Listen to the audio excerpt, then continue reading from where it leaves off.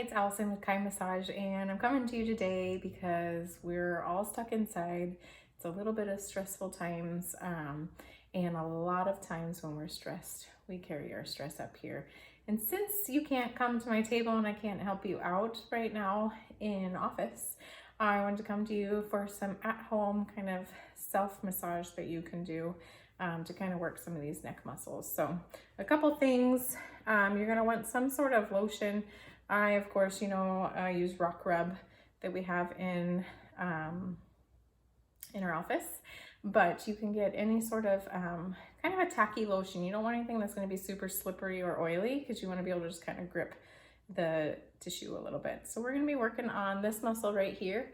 It's called the sternocleidomastoid. It attaches down here where your clavicle comes across and kind of meets your sternum. And then it's gonna run up kind of at an angle and then attach up kind of near your ear here where your skull kind of comes down and around. So it's called the sternocleidomastoid because it attaches at your sternum and your clavicle and goes up to your mastoid process. So with a lot of people, as we're sitting at desks and watching TV and whatnot, we are kind of coming forward into this forward thing. And normally this muscle kind of pulls and helps us to not rotate as we walk and exercise and whatnot, but it kind of holds our head up in our gait and when we're at our computers. But then when we get out of it, we come down and then it kind of just sits straight. So we just want to lengthen and put our skull back where it belongs, up on top of our spine. So we're going to work on that today, okay? So we're going to take some of our lotion. I always scrape it out with a little tool so that my fingers don't get it dirty, and just a little bit, okay? Not too much on your fingers. I just took a little bit. You can even see I've got some left on my hand still. So we're just gonna kind of put it on there, get it on that muscle so that you can kind of lift it off. Now underneath that muscle, you've got some nerve pathways, lots of your circulatory systems and veins and arteries going down there. So we don't want to pinch, and if you're ever holding it and you feel a heartbeat, move off of that and try to lift a little bit more towards your midline here. So I'm just gonna kind of pull, and it's a little bit awkward to do so that you can see, but you just I'm gonna lose my voice as we do this because I'm around my trachea and my larynx and my voice box. You just kind of want to lift it. So the muscle, to get it to kind of engage and come off, you can turn towards the side so that my chin is going away from the side, and then flex, right? So you can kind of see it pop right there.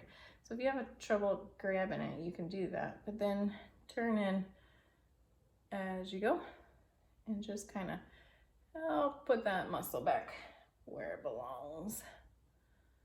And again, you can kind of play with which angle you want.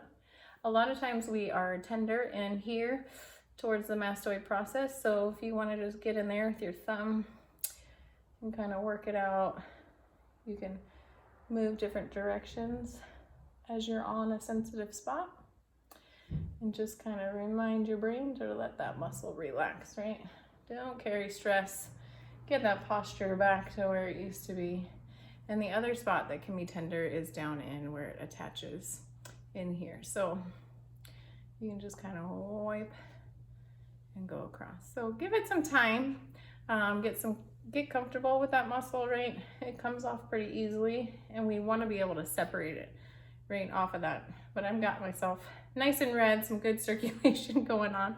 Okay, so then the next few muscles that we're gonna work through are your scalenes. Scalene muscles that kind of come down your neck and attach kind of under your clavicle, and they attach to your ribs. So if you're one of those chest breathers when you're super stressed and you breathe up high into your chest and you lift your shoulders on an inhale rather than lifting the ribs out and breathing down into our diaphragm, right? We want to do both diaphragmatic breathing, but also rib expansion, but we don't want to lift our ribs so much. So we're going to work these scalenes. So if I pull here, you can kind of see they come outside or lateral to the sternocleidomastoid that we were just working on. And then they also align with that upper trapezius that we get tight a lot. So they all kind of attach down and underneath, go underneath the clavicle. So I like to just anchor along the clavicle. Okay, so I'm just gonna put my fingers here, and then I'm gonna rotate my head away from my hand, and at the same time I'm gonna drag my fingers along the clavicle. So we're gonna anchor those muscles, rotate slowly, and drag. Okay, some of you, I've done this on the table with you, so you kind of know what it feels like. You know it's not a quick turn and it can be painful. So go nice and slow and drag. And again, it's sometimes awkward working on ourselves.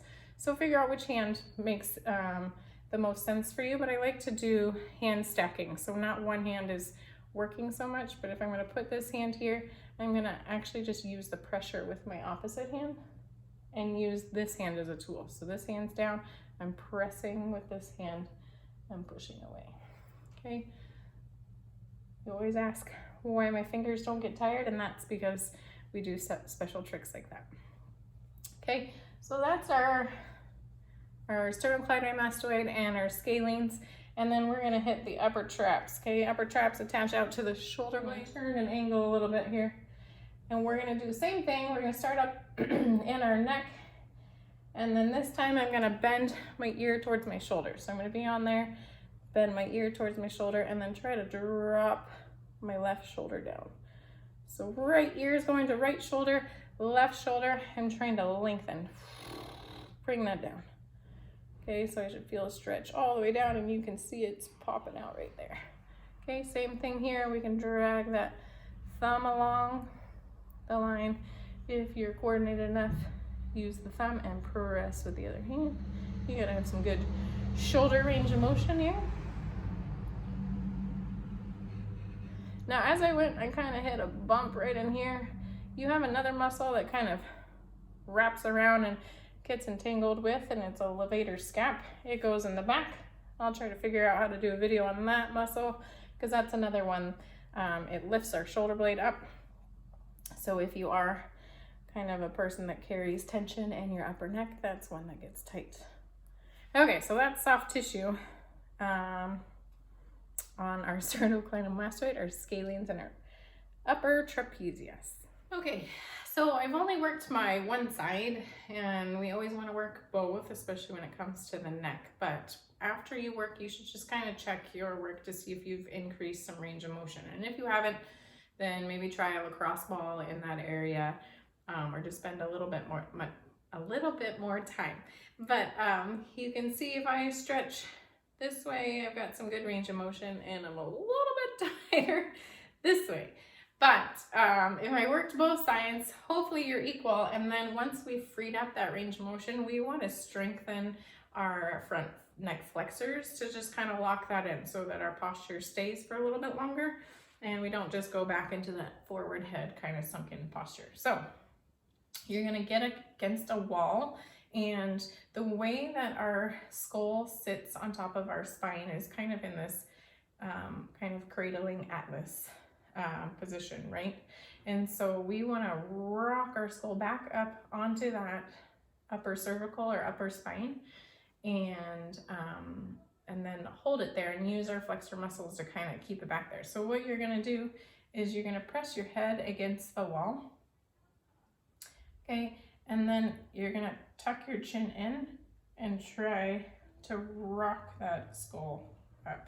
So this is where we get to work on our double chin and maximize and see the beauty in it, because it helps our skull kind of rock and keep our first couple vertebrae moving in the way that we want to. So I'm pressing in, right, tucking that chin, and then rocking up. All right, try those techniques out. Let me know if you have any questions or struggles, and we can maybe do a Zoom chat so I can train you as we're going through them and show you some pictures and whatnot while we work on them, so you know you're in the right spots. Enjoy, and I hope you're staying safe and staying healthy.